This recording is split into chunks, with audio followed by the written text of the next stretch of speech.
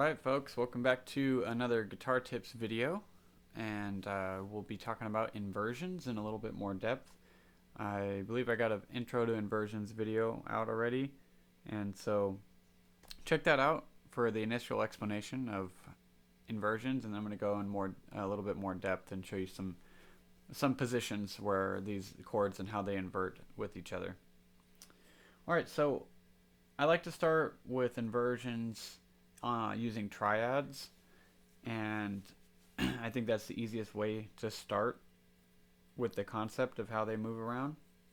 And a lot of them fit into bar chord positions because bar chords are triads. They have a lot of doublings. And so this chord is voiced 1 5 1 5 1 3 5 1, and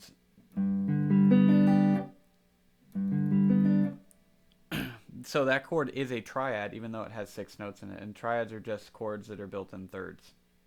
And so if we start on the top, these first 2 inversions are already built into the chord shape, actually the first 3 inversions. So this is a triad also, but we have no doubling, so we have 3 5 1. If we take the 1, which is on the top, and now invert it and put it on the bottom of the chord, we'd have to replace it with this one, and now we'd have 1 3 5. Now if we were to invert this chord, we take the 5, which is the highest note, and we need to drop that down an octave to make it the lowest note, and so we get that one. And so these 3 inversions actually build up that major chord that we're used to playing. Adding this last note doesn't do the last inversion because this isn't a full chord. Those of you guys probably know this is a power chord, which is just 1 5 and then another 1, so it's a doubled 1. So this is a power chord, it's not a triad. So we'd need to have the third in it, and so that would come from this one, our third being the highest. Now we need to drop that down an octave, which puts it over here and kind of gets more into like a C position shape. Like if you're a caged system person, it would be like a G chord in the C position. So like taking this G open chord and putting it over here in C. Now we're kind of starting in that territory. So this is a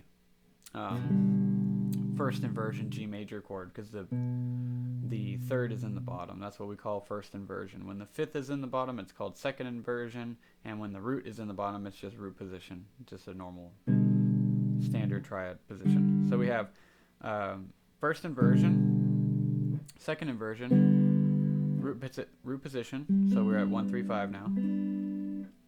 First inversion, and then if we were to take this up to second inversion, we would have to actually shift into a new position. And so now we have 3 5 1, and to invert this going up instead of down, we take the bottom note and take that up an octave.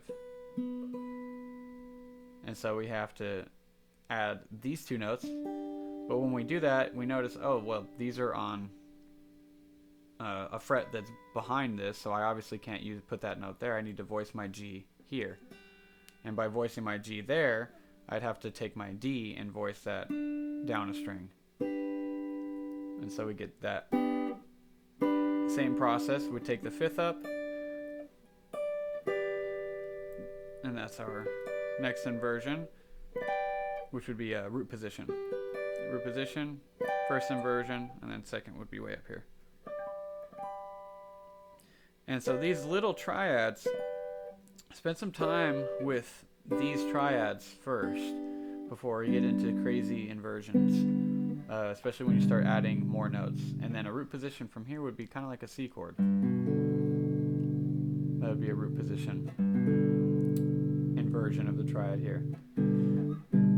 And triads can be a lot of fun to improvise with as well, because you can create little melodies. They're obviously only 3-note melodies right now. For those savvy people, you can figure out where the other notes around it in the scale are. But, sorry, wrong key. But what I wanted to get to you guys is that information on how to invert, and you could start with the just stock bar chord shape.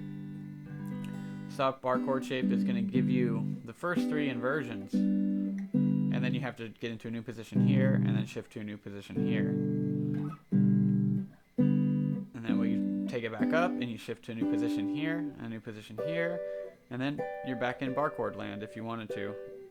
Now the things get tight up there, so you would probably want to start moving things into different positions, different strings.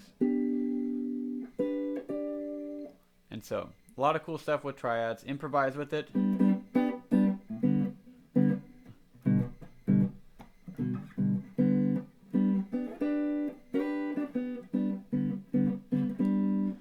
You can improvise with it a little bit too, get different feels and get your fingers moving through them. And it's a fun way to, instead of, if you're stuck on one chord the whole time, you don't always have to play just strummy chord like acoustic type patterns. You can play melodic things.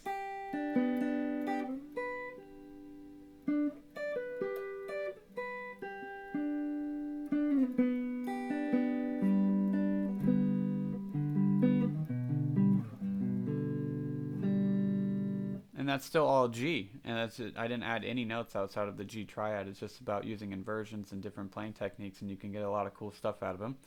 So have fun with those triads, and I'll see you guys in the next one, and we'll get into inverting 4-note chords, so 7th chords. Alright, talk to you later.